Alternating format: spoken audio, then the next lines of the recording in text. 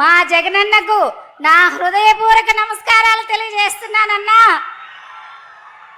అన్నా, నా పేరు శివపార్వతి. నేను 33వ డివిజన్లో గత 20 సంవత్సరాల నుంచి నివాసం ఉంటున్నానన్నా. నాకు ఈనాటికి సొంత ఇల్లు లేదన్నా.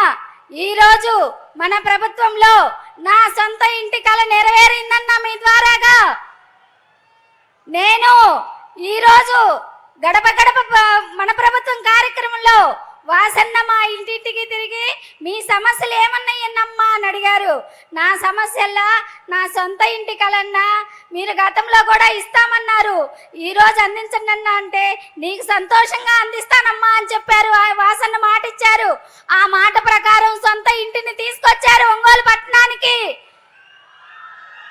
అదేవిధంగా ఈరోజు 6 లక్షల రూపాయల స్థలాన్ని నాకు అందించారన్న. మీరు అందించడమే కాకోకుండా 1 రూపాయి ఖర్చు లేకోకుండా మాకు రిజిస్ట్రేషన్ చేసిన తర్వాత ఇల్లు కూడా కట్టిస్తామని భరోసా ఇచ్చారన్న మాకు.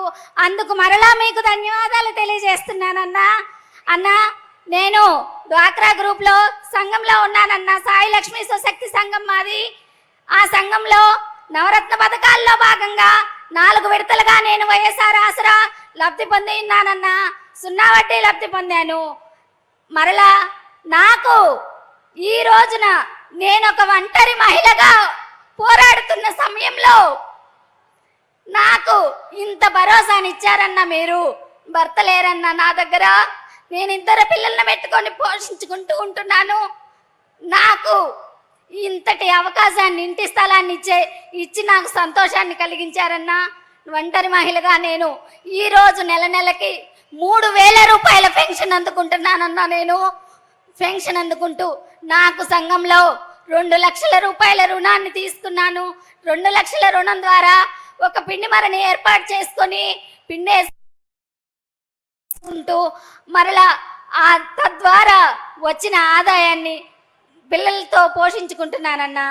నాకు 5000 నుంచి పిండిమర ద్వారా 6000 రూపాయల ఆదాయం పొందుతున్నానన్నా. నేను చదువుకోవాలన్న నా కోరిక నెరవేరలేదు.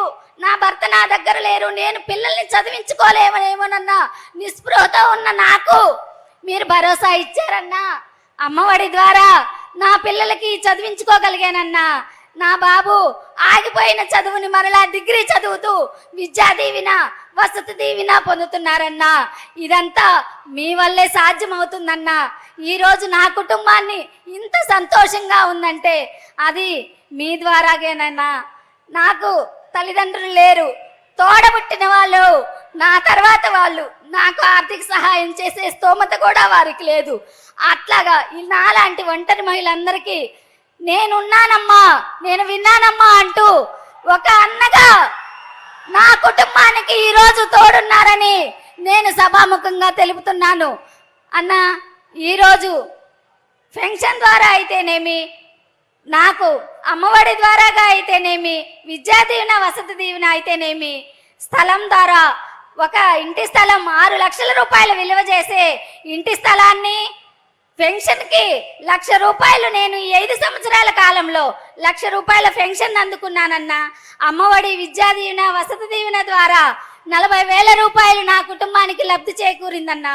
నా ఒక్క కుటుంబానికే ఇంత లబ్ధి చేకూరిందంటే నాలాంటి పేద ప్రజల కుటుంబాలకి ఇంకా ఎంత లబ్ధి చేకూర్చారో అదంతా మీ దయతోనే సాధ్యమన్నా, మీకే సాధ్యమన్నా. ఇది నాకు ఇంతటి వేదిక మీద ఈ అవకాశం కల్పించిన జగనన్నకు, మా వాసన్నకు, అందరికీ, పెద్దలందరికీ పేరు పేరున నా ధన్యవాదాలు తెలుపుకుంటూ సెలవు తీసుకుంటున్నాను. ధన్యవాదాలమ్మా.